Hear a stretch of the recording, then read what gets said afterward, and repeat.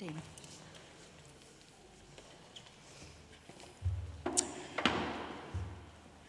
Well, ladies and gentlemen, it's reached 11:30, and it's a very, very great pleasure of mine to be able to welcome you to the latest in our series of talks, Heritage Open Day talks here at St Peter Mancroft Church, the church where I'm the vicar. My name's Edward Carter. So far, we've had 3 very interesting talks, and they're all being broadcast on YouTube as well. So with a live audience in the church, and it's lovely to see those of you who are here today. What a fresh experience to actually come to an event like this after so many months of not being able to, but also on YouTube, and indeed it's possible to catch up and watch later. So welcome to those of you joining us on YouTube as well. Today is then the 4th of a series of 5, and I'm delighted that my good friend and colleague Nikki Thomas is giving the talk today. It's about the bells, the bell ringing here at Mancroft, which, as I always say to anyone I meet, is quite simply the finest bell tower. The strongest, most wonderful history of bell ringing belongs here at this church, and I know Nikki's going to excite us and engage us today with the talk she's about to give. So without further ado, I think we should welcome Nikki in the normal way. Thank you. So, I'm Nikki Thomas, and I've been the manager of the Mancroft Discovery Ringing Centre since it opened on the 1st of August 2018.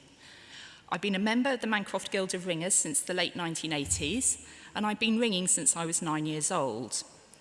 I was introduced to bell ringing by my dad, and bell ringing has taken me to places all over the UK, as well as Australia, USA and Holland. Bell ringing takes place in over 5,000 churches, mostly in England, but also to a lesser extent in English-speaking countries and former colonies. There are around 500 towers outside of England, and that 500 does include Wales, Scotland and Ireland, so it's a very English thing. Change ringing started sometime after the Reformation, and prior to the Reformation, bells had been swung rather as they are swung across the world today. Using this method, they are swung at their own speed. Chris, hello. Thank you. So that's a picture of a bell that is hung for swing chiming. It's actually an Italian bell, but it gives a fairly good indication of what a bell was like prior to the Reformation. So following the Reformation in England, bells were fitted with a wheel and a stay was added, and the bells became more controllable.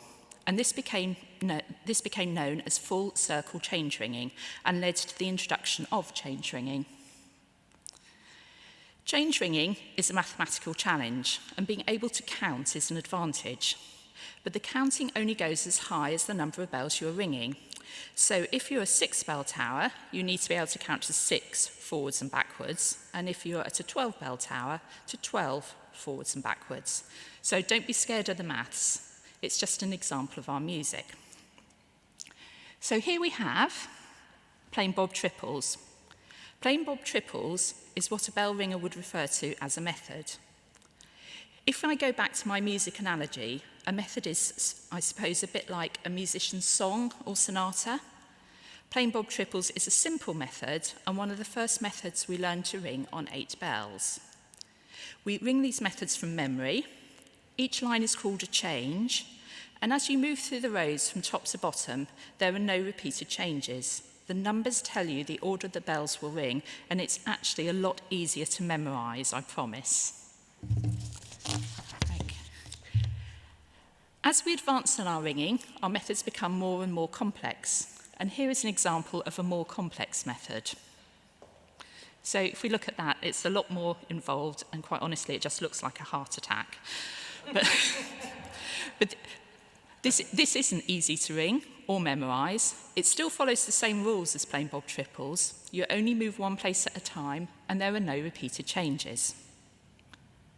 So now I've got a slide with some meanings on them.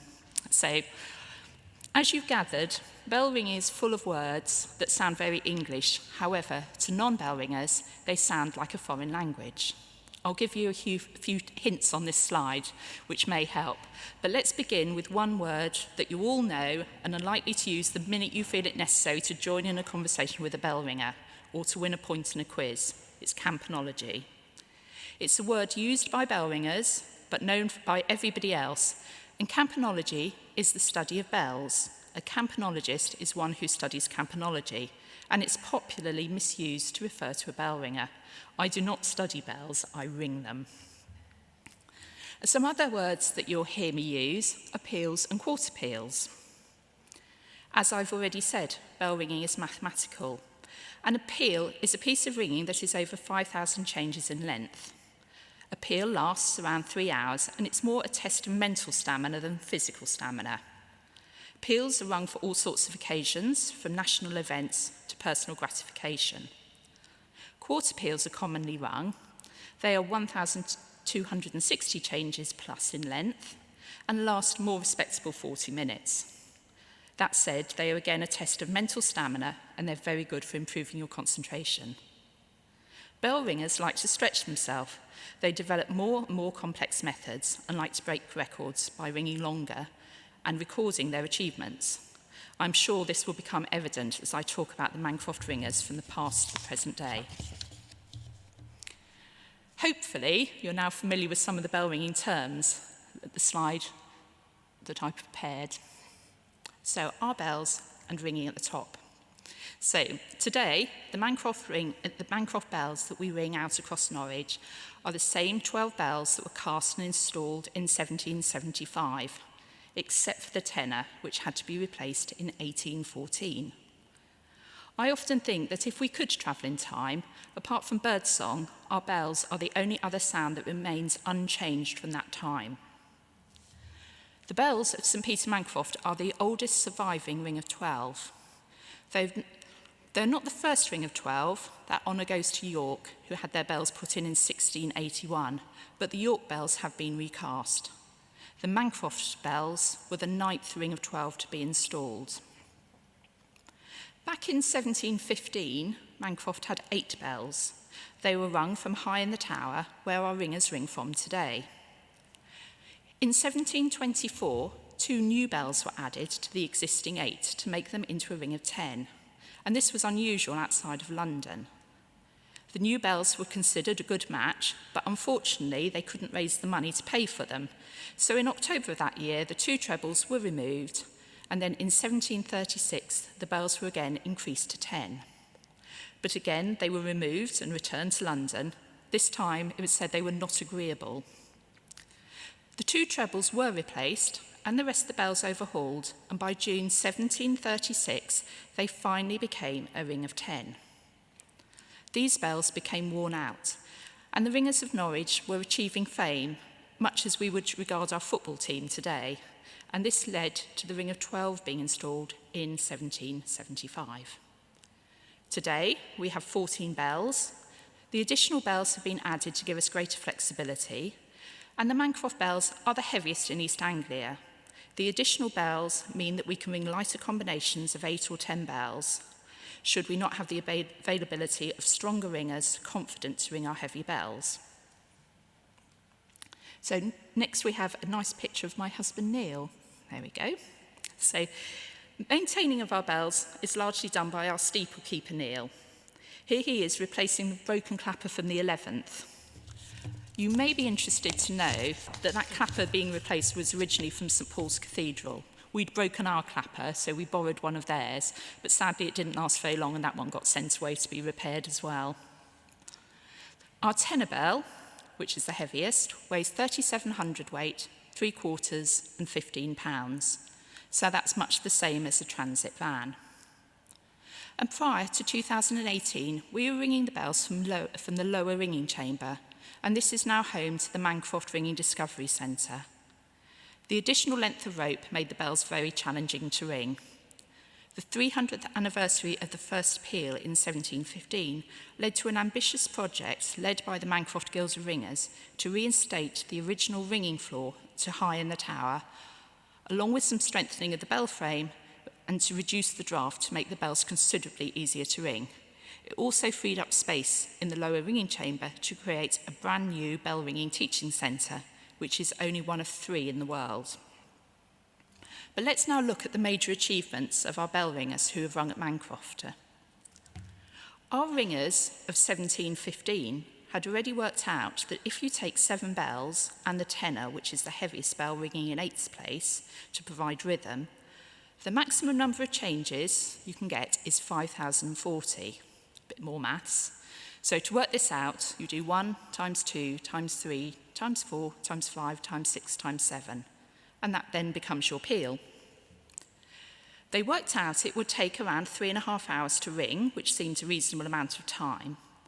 And the race was on to be the first to work out if it was possible to ring the 5,040 changes without repeating any change and only moving 1 bell at a time. The Norwich ringers were not the only ones trying to crack the puzzle.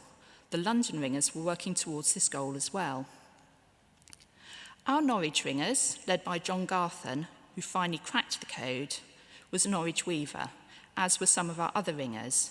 And you may be interested to know that Robert Crane, one of our ringers, was an alehouse keeper, Henry Howard, a worsted weaver, and William Callow kept the pub called the Labour in Vain. The ringers were paid to ring. They were paid in money, but earlier they were also paid in beer. And unlike now, where we ring for services, basically ringers rang for whoever would pay them. So, for example, they would ring for elections. They wouldn't support a particular party or person. They would just pay for whoever would pay them to ring. Ringing for weddings and general announcements, but not services. Sunday, remember, was a day of rest, and bell ringing was hard work. So it was not unusual for them to be ringing unusual times of the day, like 6 o'clock in the morning.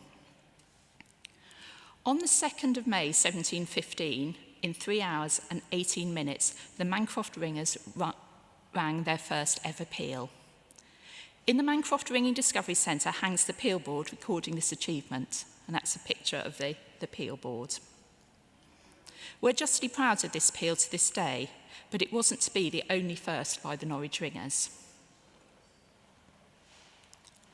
The ringers on the 26th of August 1718 rang the first peal of Grant's the Triples. John Garthen, again, was the composer, but he didn't ring in this peal, and later the Mancroft ringers on Monday, the 25th of October 1731, rang the first peal of Stedman, and Stedman is a far more complex method.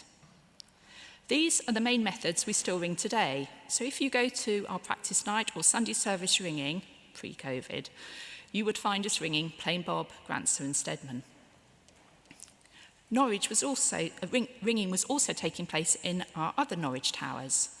In 1726, St Michael's Cosleny had 8 bells, and on the 1st of April 1727, a double peal of 10,080 changes of Oxford treble bob was rung by the Society of Norwich Ringers, and this took 6 hours and 28 minutes. It was another first. It was the first ever double peal to be rung. John Garthen again is thought to have been the composer, and Robert Crane rang in the peal and is thought to have been the conductor, and there is a peal board hanging in the ringing chamber of St Michael's Cosleny. There is another significant long-length peal, and this is a tribute to my excellent photography. This is a picture of what's called the bloody peal board. So after the bells were rung again increased to 10 in 1736, the Mancroft ringers rang another long peal, 12,600 changes, and it took 8 hours and 15 minutes to ring, and it was Grant Cicadas. The peal board tells us that it was rung by 9 men and 2 youths. The first, who rang above 8,000 changes, the other finished the peal. 8 of the ringers in this peal had also rung in the first peal of Stedman. This peal is known as the bloody peal, owing to the state of the ringer's hands at the end. And this record stood for 151 years, and it's still the longest length peal in Norfolk. Recently, the peal board was relettered, and it's absolutely huge, and it hangs up in the tower where we ring from at the moment. We are grateful to the Norwich Diocesan Association of Ringers and the private individuals who gave generously to this peal, to this work, so that the work could be done to reletter it. More peals were being rung, and while they were, we were celebrating in the pubs and also celebrations in the ringing chamber. And in 1749, a large pot or gotch was given by John Dursley to the Mancroft ringers. And the gotch is in the treasury, so you can still see it, and we've got a replica up in the tower. It was certainly used for New Year's Eve, and it also featured in the Henry Ninham painting. And that's a close-up of it in the painting. And I think the next slide is the painting. So now we'll come on to rivalry. With all this success comes rivalry, and there certainly seems to have been a number of intriguing stories going on with all this success. There was rivalry between the ringers of Norwich and the ringers from Suffolk. In 1729, the Norwich ringers were involved in a challenge by the ringers of Eye.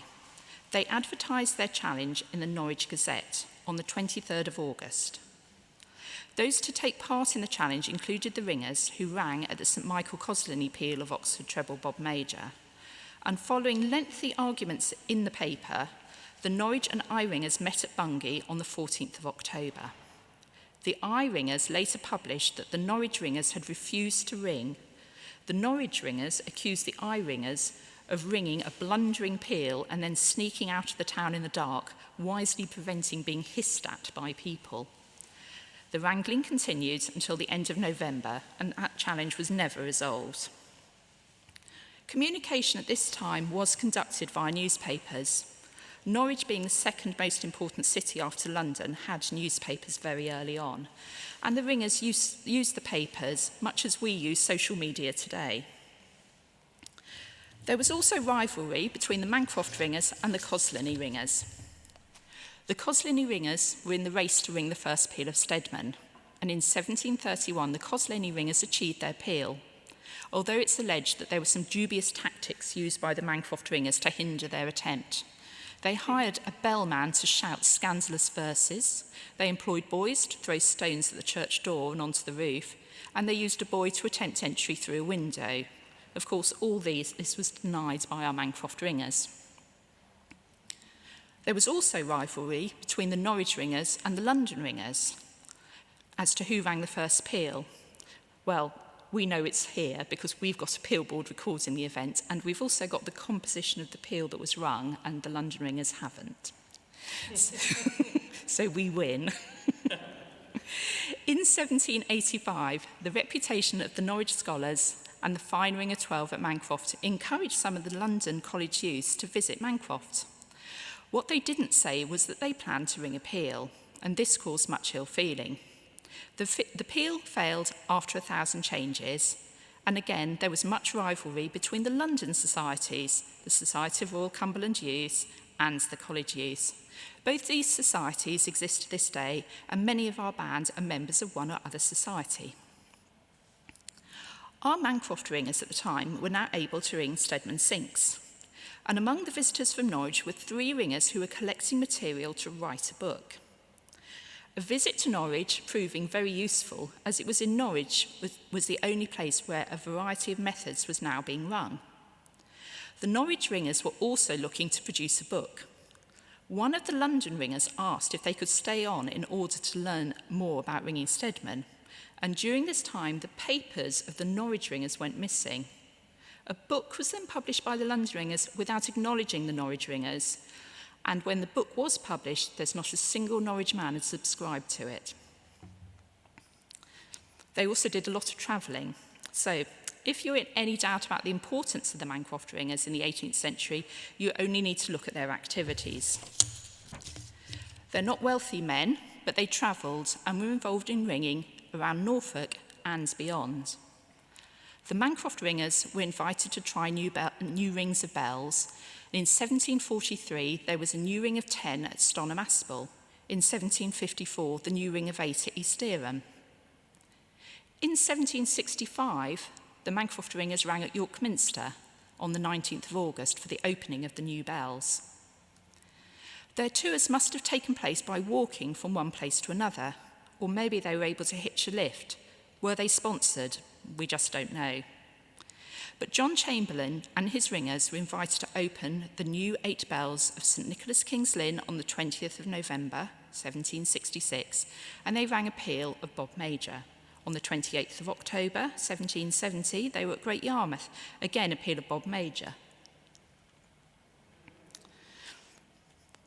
By 1771, they were touring Downham Market, then on to Holbeach in Lincolnshire, and then in July they were in Colchester, where they rang for hats. It was apparently quite common to be rewarded with hats. Perhaps they should bring it back. The following year, in 1772, John Chamberlain and his men were reported in the paper as being on a tour of the north of England. The Leicester and Nottingham Journal of the 25th of July reads, "Last week, a company of change ringers in the city of Norwich arrived at home from a tour of the north of England. After having taken a circuit of upwards of 400 miles in which they visited the cities of Lincoln and York, most of the principal towns in these parts, where they were treated with the greatest respect and in the politest manner and were much admired for their skill in the ingenious art of campanology.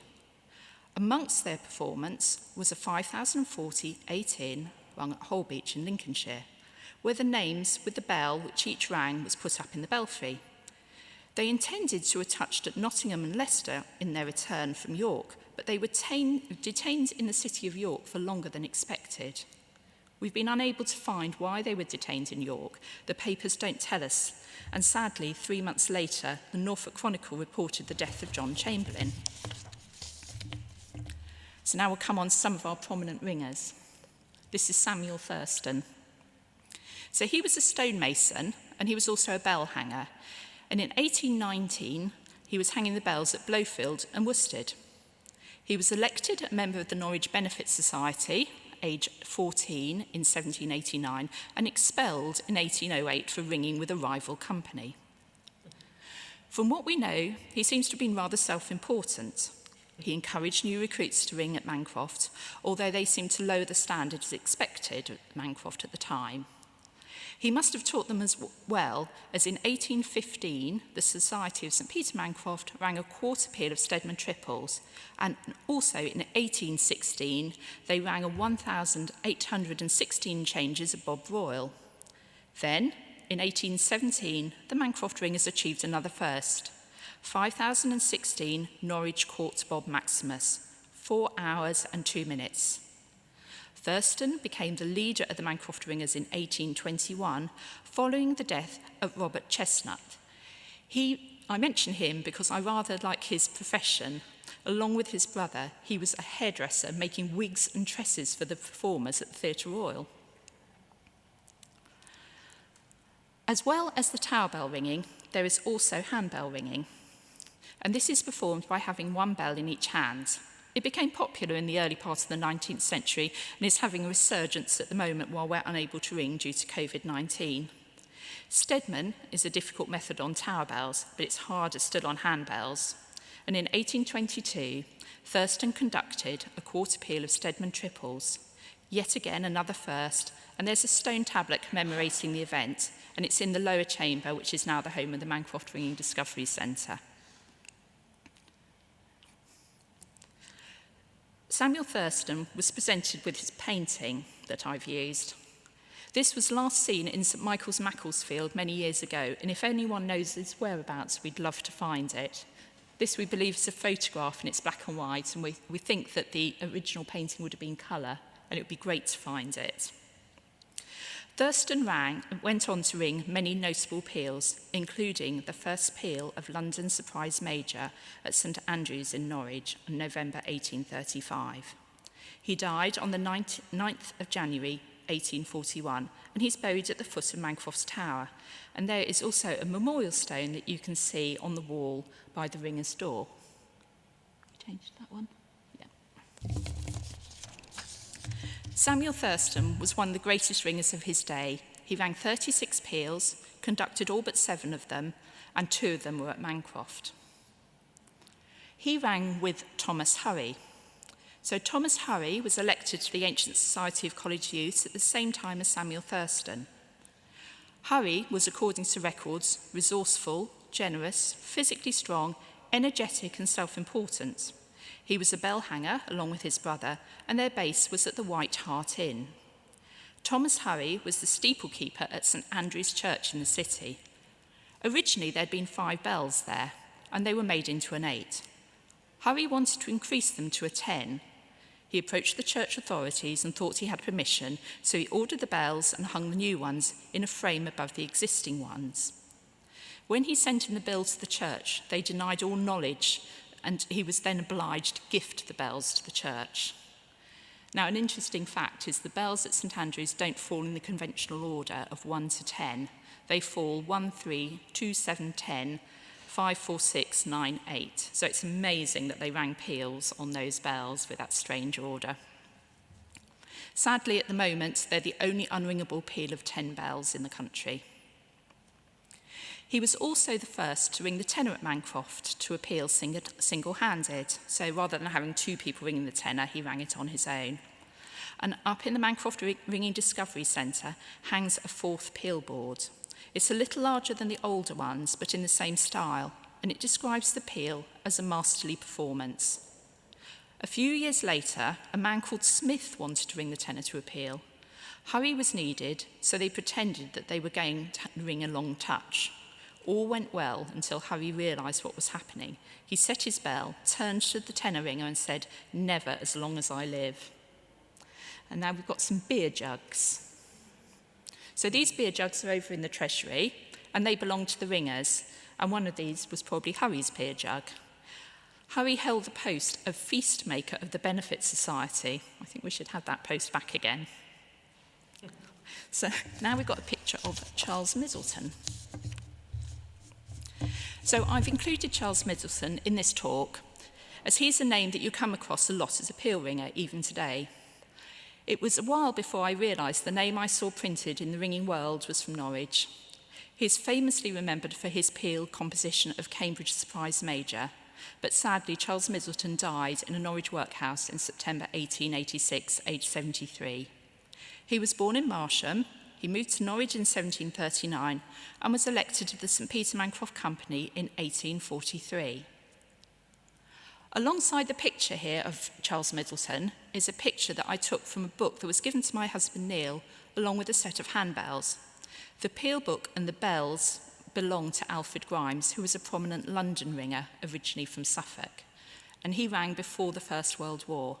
And when I looked inside, I hadn't looked in it before, but when I looked inside, there's the peal composition by Charles Middleton, and underneath, which you can't really see in pencil, is the one that he's famous for. You can look, rather than looking in peal books, we now, of course, look everything up online, but it was rather special to find that in the little peal book.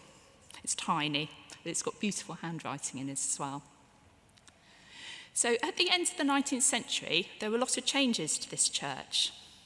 Repairs had been carried out to the tower, and between 1881 and 1883, the bells were silent, and they were rehung by Messrs George Day and Son of Eye in Suffolk. The ringing chamber was moved to the lower position.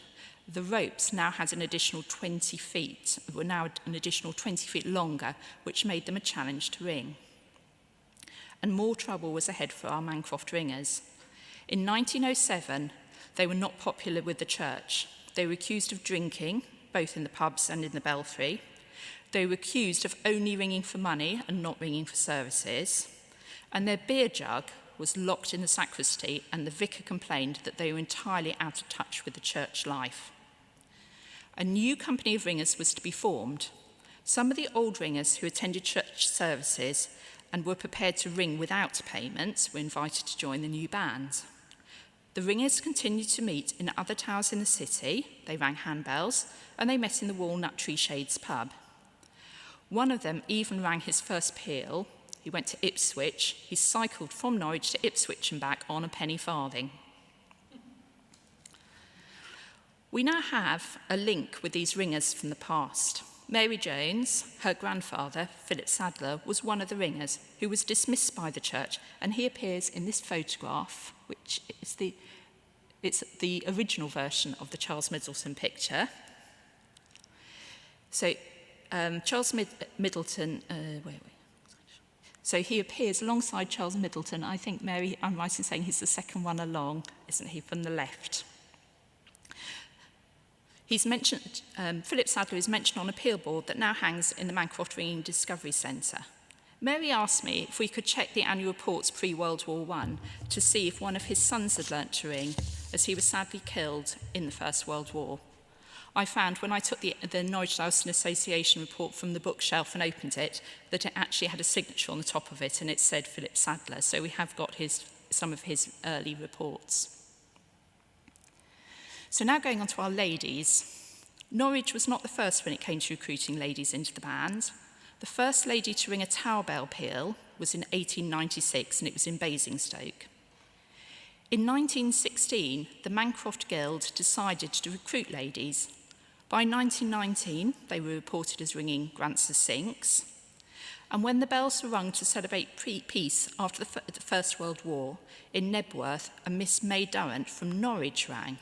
And 12 days later, she rang a peal for the Mancroft Guild, but at St John's Sepulchre, with her sisters Hilda and Frances, and Helen Bill rang in the peal as well. So quite a lot of ladies had arrived. On the 28th of December 1920, May rang her first peal by a lady at Mancroft. She is then recorded as ringing one more peal, and then she disappears from our records. We had hoped to celebrate this peal this year, but I don't think that's going to happen now.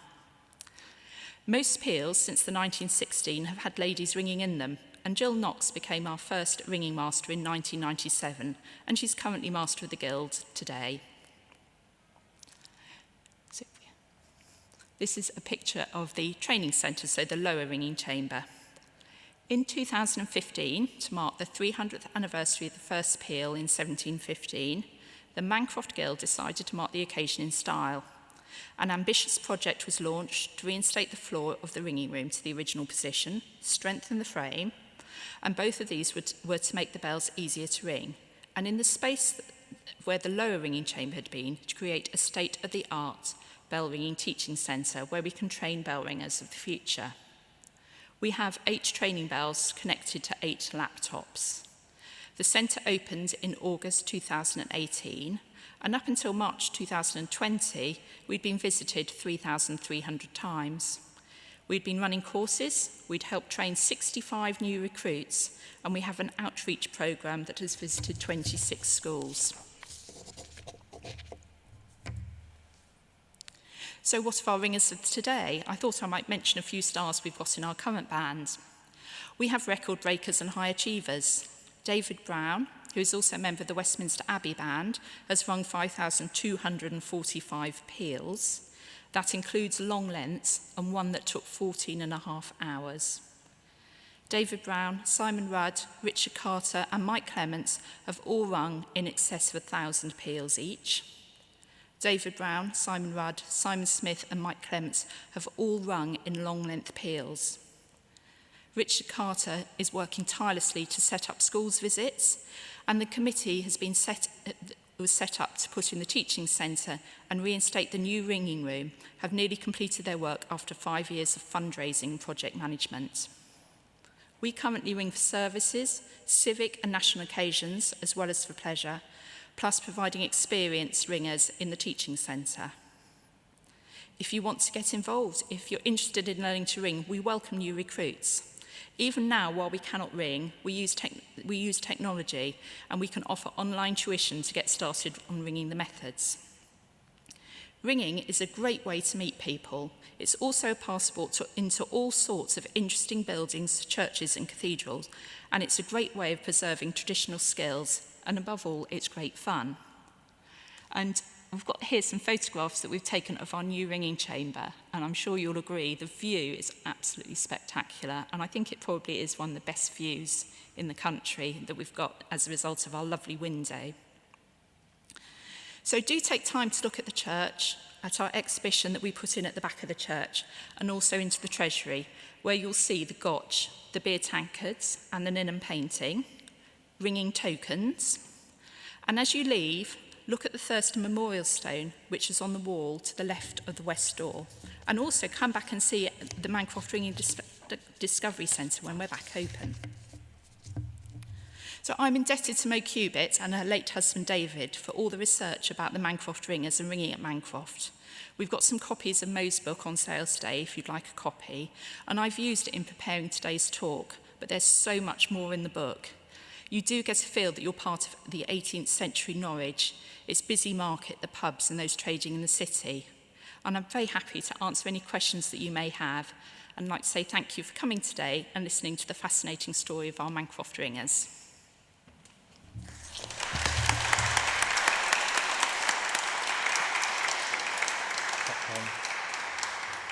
Has anybody got any questions? Oh, you've got a list. No. Okay. Oh, yes, somebody has got a question. Yep. Yep. Yep. That's when a stay breaks, so hopefully that doesn't happen very much. You let go very quickly, is what happens. Yes, it almost goes 300. If you're ringing it efficiently, it only goes up to just before the 360 degrees, so you've got enough momentum for it to swing. Most of the work's done by the bell, really. You've got to stay to stop it tipping over.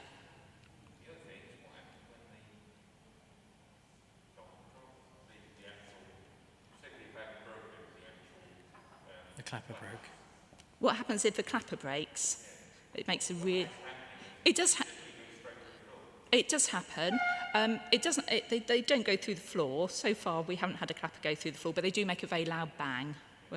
And they can break wheels as well, and they can take chips out of bells. I was ringing over at Buxton just before Christmas, and the clapper broke, and it made a loud thud, and it got wedged between the bell and the floor, and it took a lump out of the bell. Yeah, of course you can.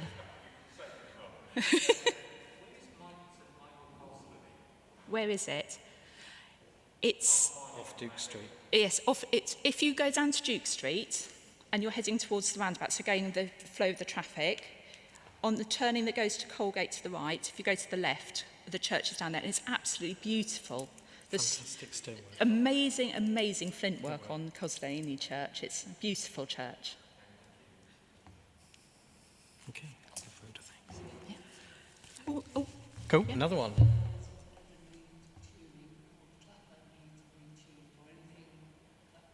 they do. Bells do get retuned. So these bells haven't been retuned. They are the original sound, but a lot of the foundries do a lot of work on tuning bells, and they either grind metal away from the inside rim or the outside rim to change the tone of them. And new bells also get tunes so that they're all beautifully in tune with each other. And the clappers do wear out, so that they do get rebushed or they get quarter turns. So yes, clappers do wear out, and they do have to be replaced as well. We seem to have a bit of a problem with our 11th clapper that breaks from time to time. That's why we got pictures of Neil. On the board. Oh, there he is again.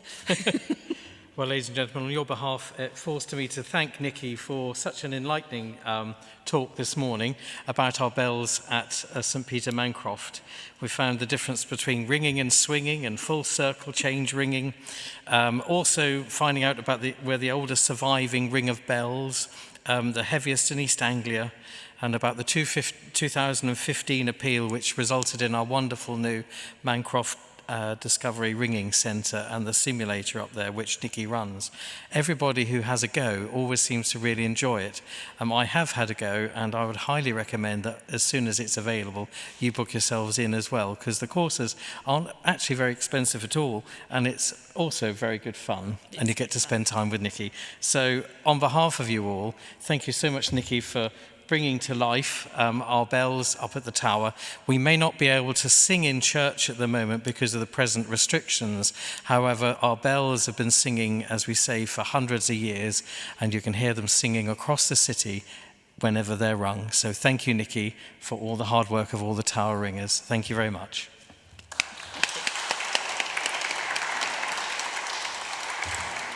And Nikki's available at the back with her books. Of course.